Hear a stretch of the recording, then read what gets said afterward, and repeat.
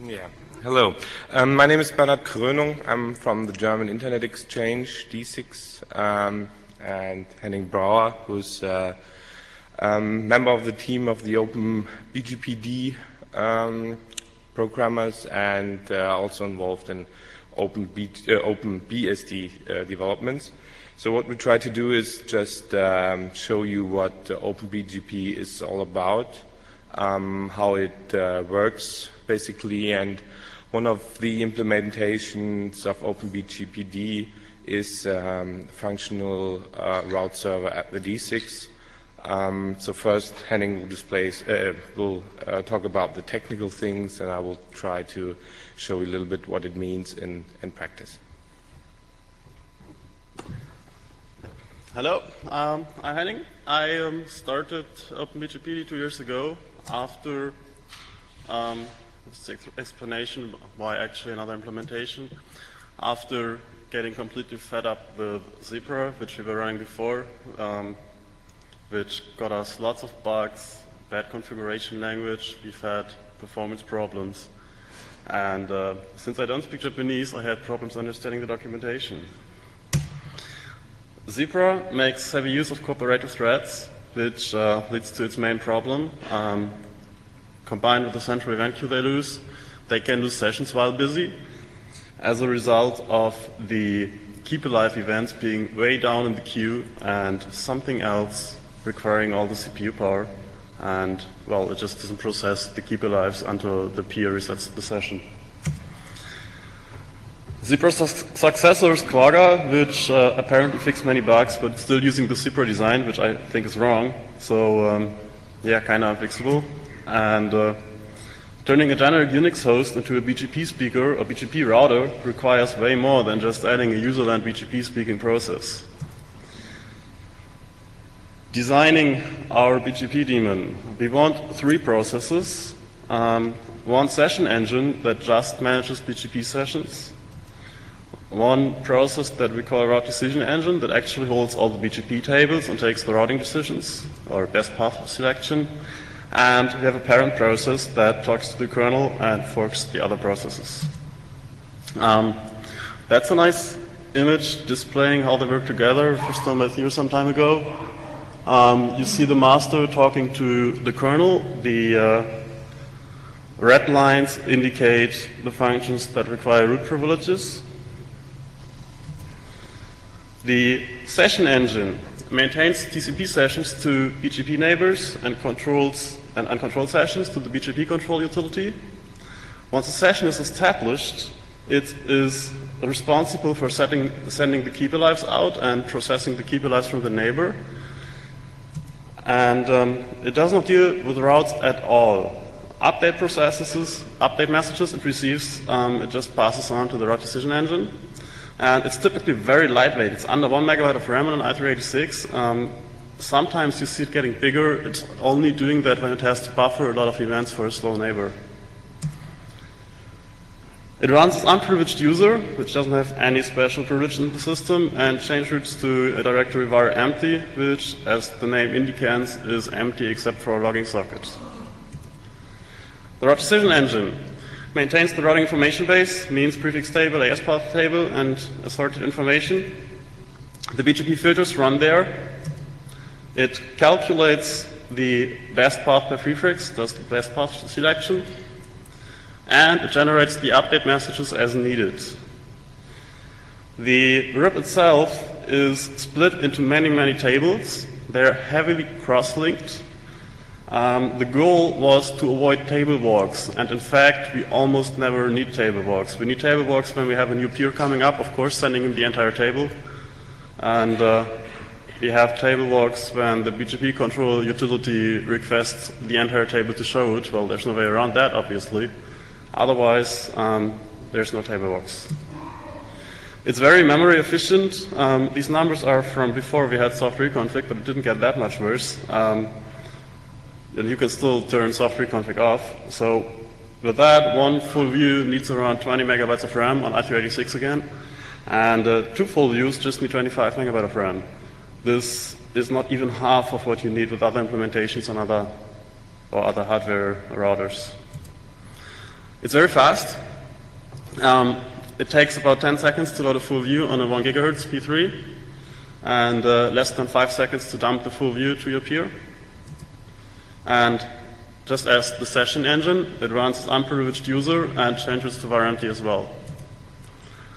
The decision process. Most of you probably know that we have two extensions. First, check if the prefix is reachable at all. Second, check the local preference, bigger is better.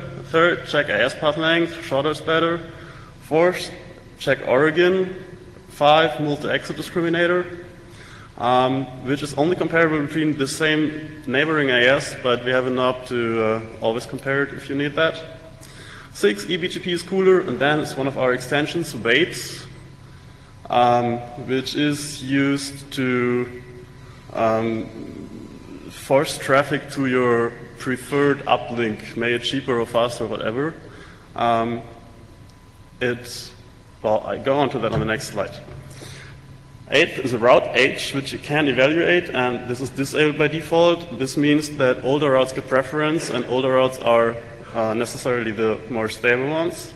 And the last two ones are only there to make sure that there's always a winner, and that's the slowest BGP ID and last lowest peer address. The wait can help a lot. More and more often you see equally long AS paths from your uplinks because they're all at the same exchange points. And for traffic engineering, you of course want the possibility to express a preference. And yeah, that's not local pref, because local pref comes before the AS path length check. And so we added wait. We know that it somewhat clashes with the wait that other implementers use. We unfortunately couldn't get up the better keyword, and we were asking people to tell us a better keyword, and nobody came up with anything, so that's what it is now. Looking at the parent process. The parent process is responsible for getting the routes into the kernel. It does the next step validation. It maintains its own copy of the kernel routing table. For that, it has to fetch the kernel routing table and the interface list at startup, and listens at the routing socket where all changes to the kernel routing table show up as messages to keep the internal view in sync. And that means, or the way we coded it, this means that if you fiddle with the routing table manually, we do notice that and cope with that instead of overwriting your manual changes. And we also have an internal list of interfaces and their status, and that is kept in sync with the kernel as well. We do know about the interface link status. It's often said to be almost impossible in Unix to get a link state. Actually, it's not that hard. And we use that for next step verification. An interface which doesn't have a cable plugged in apparently doesn't lead to usable next step. And actually, yes, that means we notice when you pull the cable and quickly invalidate the next step. We do not need periodic next stop table walks at all, like a big vendor and Zebra do, which means that we react much faster to interface state changes. There is an up to 30-second delay in Cisco routers and Zebra installations. The internal view of the kernel routing table can be coupled and decoupled from the kernel. This originally was a debugging feature because we had a problem with one of my test machines where we didn't have enough memory, but it turned out to be very useful. It's really damn fast. With a full table, it takes less than 3 seconds on a P3 750. And the parent process totally needs about 6 to 7 megabytes in full view configurations. TCP MD5 signatures. TCP sessions are not really authenticated, as we all know, so we implemented TCP MD5 signatures as security association within the IPsec framework because they are really just a special form of IPsec authenticated header. That means that I had to code a PF key interface in BGPD, which was really not fun, to interact with the IPsec framework. TCP MD5 signatures are not a new attack vector. There's people spreading that. It's pretty much fucked because by the time you hit the TCP MD5 code, you already have to hit the sequence number, the port numbers, the right addresses. The chances to hit that are really low, and even then, MD5 is really, really, really cheap. So the conclusion from that is, it's kind of weak, but it's extremely easy to configure, and it works with almost anything out there, so go ahead and use it. IPsec. Since we have the PF key interface already, it was not too hard to do real IPsec, and with that, BGPD loads the security associations in the kernel, which is kind of the keys, and it sets up the flows, which kind of is the routes for IPsec. Juniper can do static keyed IPsec as well, and we're compatible with that. As far as I know, Cisco cannot. There might be some extra feature set that you can pay extra for, I just don't know. And instead of doing static keying, we also can use ISA-KMPD to do the keying for us, which also means that the keys are changed on a regular basis. With that, BGPD asks the kernel for an unused pair of SPIs, which are some kind of identifiers, and uses them. And BGPD loads the flows into the kernel. It's usually done by ISA-KMPD, but in this case, we let BGPD do it because it already knows the endpoints naturally. That means that ISA-KMPD only needs to handle the keying, and that means that ISA-KMPD needs almost no configuration, and all of those who ever had to write an ISA-KMPD config file will value that. Here's the complete how-to. Copy the key files, which are generated on the first boot on an OpenBSD box, over to your peer. Run ISA-KMPD -KA, and you're done.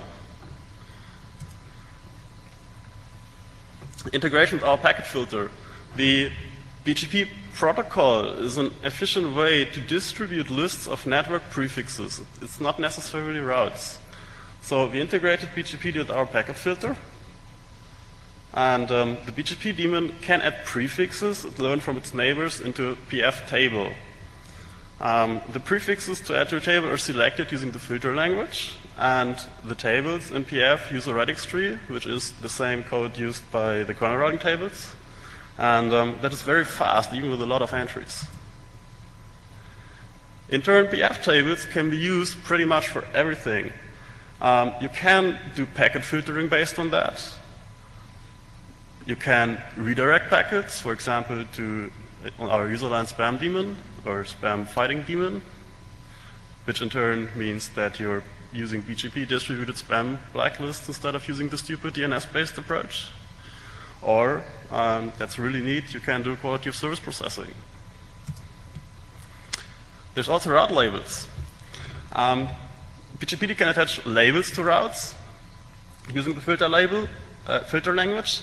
Labels are basically just 32 bytes of free text information that can be attached to the route and are stored with the route in the kernel routing table. And, well, they're not stored directly, but who cares for that implementation detail?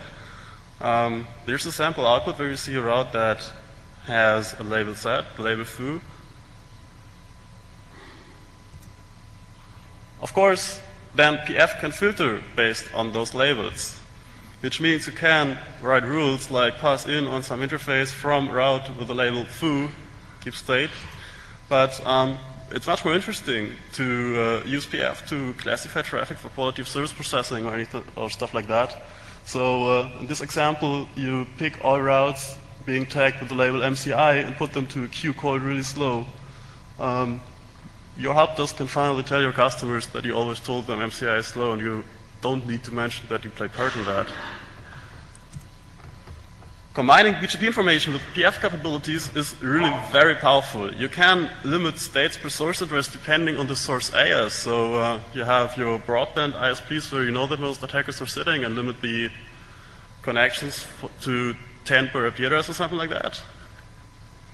And you can also use the maximum source connection rate features in PF that help fighting DDoSes, and finally you can do that based on the origin AS numbers.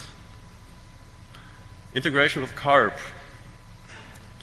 CARP is the Common Address Redundancy Protocol, which allows to share an IP address in a master backup scenario. It's much like VRRP, but unencumbered from patent stuff, and it's actually better because it's properly authenticated and it's faster. A typical case is exchange points, where you have one IP in the exchange point network, and yeah, what about using two boxes there, having the IP address shared using CARP? That works without special support from BGPD, but yeah, we can do better. If we make BGPD aware of the CARP master and backup state, we can force sessions that depend on this CARP interface. We force them in state idle so they don't even try to connect, as long as we are not master. The very same moment we become master, the CARP interface, we get notified about that, and all sessions depending on the CARP interface immediately try to connect to the neighbor, which in turn leads to a way faster failover. V6 support, yeah, it's there now. IPv6 transport actually has been there for quite some time. I hacked it at a conference in Canada when I got bored in the talk. The IPv6 RIP is there since mid last year.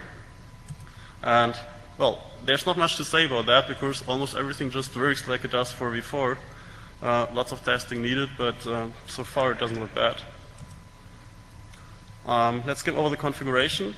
The config file is split into 5 sections. We have macro definitions, just like in PF, no surprise, same code. We have global settings, networks to announce, neighbor definitions, and filters. This is an example where you see some macros defined on the top. Then you have the global configuration. The only mandatory global configuration is your own AS number. Router ID, it figures out on its own. The listen address figures out on its own. Hold times, there's sensible defaults. And FIP update, yes or no, means whether it starts with the kernel routing table couplet or not. And finally, there's the networks you want to announce. Neighbor definition, neighbor IP address, and in curly braces, you have the remote AS description and stuff like that. You already see TCP MD5 configured here. It's really very easy. And the last setting, you see the announce keyword, which can save a lot of work. Has 4 options. It's none, don't announce anything. Self, announce only your own networks. All, denounce everything. Or default route, just announce the default route and nothing else. On many other implementations, you need filters for that. Here's just one configuration setting. Neighbors can be groups. Members of a group just inherit the settings from the group. There's templates. If the neighbor address contains a net mask, you just accept a connection from every host that matches that prefix net mask specification. And we inherit the remote AS number from the open message then, and clone this neighbor definition. When the session drops, we keep it cloned for a while and remove it later, so we can still do flap suppression. This is nice for redistributing bogons or blacklists or something like that, so you just define your whole router network and don't need to configure all the routers individually. Here's an example for IPsec with static keying. The long keys are a bit unhandy, of course, which directly leads to the next slide, showing the same using IPsec, getting us dynamic keying, and showing how simple IPsec configuration really is with OpenBGPD. You just put IPsec ESP IKE or IPsec HA, authenticated header IKE, and you're done. Just have to start SRKMPD with it. Filter language, that's where most development work goes to currently to further improve it. It's a bit modeled after PF. Should be reasonably easy to follow. Shown here is the filters we have in our default configuration we ship with OpenBGPD. The filter language is last match, so last rule matches. A rule has 3 parts: action, which is allow, deny, or match. Match doesn't change the allow or deny state. The match part, where you can match based on prefix length, or parts, or the entire AS path. And set, where you can add prefence, modify the local preference, the metric, assign a PF table, label, etc. There's the BGP control client program, which connects to BGP using a Unix domain socket, which can query runtime information, cause a configuration reload, couple and decouple the kernel routing table, and take specific sessions up, down. Here's an example from one of my production routers showing overview. For many of you, this should look familiar. Here's a view at the kernel routing table for only connected and static routes. Here's a view to a specific neighbor, should look familiar too. You can actually look at the timers as well, might help in debugging. Here's a view to the next stops. We actually list the interface we see the next stop depending on if there is any, and its state, and link state and speed as far as we get that information. Causing a configuration reload or coupling, decoupling the FIPS, very easy, shown here. And well, you can take neighbors up by their name or their IP address. And the last one is special. The feedback that there's no such neighbor by name is a pretty new feature that used to not bring any feedback. So, looking glass. BGPD has a second restricted console socket now, I coded that 2 weeks ago, which only allows for certain messages, namely those behind the BGP control show operations. Running an HTTPD in a change root environment, which is default on OpenBSD, a CGI can just call a BGP control binary placed inside the change root, giving the path to this restricted socket. And then we just need a CGI calling that, and your looking glass is done. The CGI, yeah, somebody needs to sit down and hack that, but it should be easy. And it should be ready soon. So, status quo. BGPD itself is very stable. It has to, because otherwise my company is offline. It is in use at quite some sites already, including setups with many peers. I don't have hard numbers about the numbers of sites using OpenBGPD. After all, this is free software, so nobody has to tell me that he's using it. On the other hand, quite some operators do mail me, and they usually express that they're very happy with the performance, reliability, and ease of use. And yeah, I like getting those emails, so if you're using OpenBGPD, please mail me. Some boring statistics. BGPD is 20,000 and something lines of code right now. BGP control is 2,000, and the man pages are 2,340. And yeah, they're in English. Availability. OpenBGPD has been part of OpenBSD since the 3.5 release, which was released in May 2004. There's a new release every 6 months. And there's really thorough testing. Quality is more important to us than anything else. So there's no security without quality. And for us, quality also means correct, up-to-date, and English documentation. And now I pass on to Bernhard to talk about OpenBGPD at the D6. Okay. Some short words about the D6. D6 is one of the biggest European exchanges. Actually, it's the biggest in Central Europe.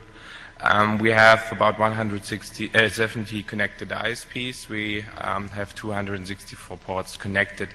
So there's a lot of BGP sessions you have to handle if you want to be with all. Current traffic is roughly 55 gigabits on the public LAN. We expect about 30, 40 additional gigabits on private interconnects where you have no control over. Of these connected ISPs, about 130 using the route server with 155 sessions. So it's not only one-to-one, it's also ISPs connected that have more than one connection to the route server.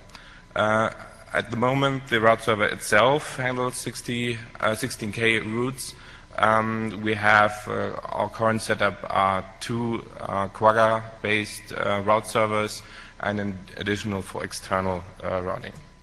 Currently, the route server gives the newly connected ISP or member some advantages for setting up very fast the connection to the internet exchange. It's just one connection and you get approximately 130 peers, so that's approximately 75% of all connected ISPs. We have a transparent AS setup, also a normal non-transparent setup with the AS number 6695. So you can choose if you want to have one AS path longer or you don't want to see the D6 AS path when you connect to the route server. It's an easy setup. We kind of label routes depending on which switch location the ISP is connected, so that you can also choose how you build your redundancy, how you configure your setup if you have one or more port connected to the D6. And we can control, or the peer can control an announcement or non-announcement to some peers very easy with communities as usual. The problem as usual with route servers is that you might not see the complete route table because some AS paths are not visible because of the best selection algorithms. You have to set up your own peers if you like to avoid this. Otherwise, we have to do it with the software, so that's one project goal, to have some kind of per peer view of the routing table depending on the peers you want to see or you want to peer with. Yeah. Why OpenBGPD? We had some experience with Quagga. Quagga is quite okay, but not that stable. We want to implement also MD5, which is not probably integrated in Quagga as I know yet. There's some patches around, but not stable ones. Also, we want maybe have the chance to use IPsec if you have a hardware that supports that. What we do with cooperation to the developers is to have some close contact to improve the filtering capabilities, to have some chances to improve what we use at the route server, and as I told you, the best path selection process. The other thing is if one process dies or one machine dies, that we have a redundant setup, maybe in the future also a hitless failover so that the TCP states are synchronized. At the moment we have a test server running. We add some peers there to test everything, and if this works up for the people okay, then we maybe exchange the Quagga soon at the D6. Configuration is very easy. You have, as I told you, communities. You can say, okay, we don't want to have any announcements to any peers. We want to have announcement to selected peers. We don't want to have an announcement to the selected peers, and also don't announce anything. Things like adding a PSAS is based on communities. It's very easy. Okay, just to the end, some thanks. Yeah, I'll skim over that because we're out of time. I just have to thank Claudia, who's writing OpenBGPD with me. There's more people involved, but we are the main ones. There's Andrew paying most of Claudia's work, Theo, who finally kicked my ass doing that. Wim for continued support, and of course D6 for funding the strip and the great cooperation. One unavoidable last page. This is all free software, but of course there's funding needed, so if you can and use it, please donate or at least buy our CDs. And yeah, if you want to hear more, I'll speak again at the Toolsbov later today at 4 p.m. in the Parisian room. Yeah. That's it, thanks. Okay, thanks to you at the Peering Boff or the Toolsbov.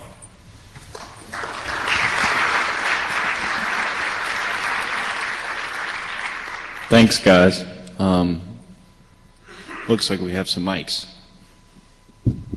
Randy Bush, IJ.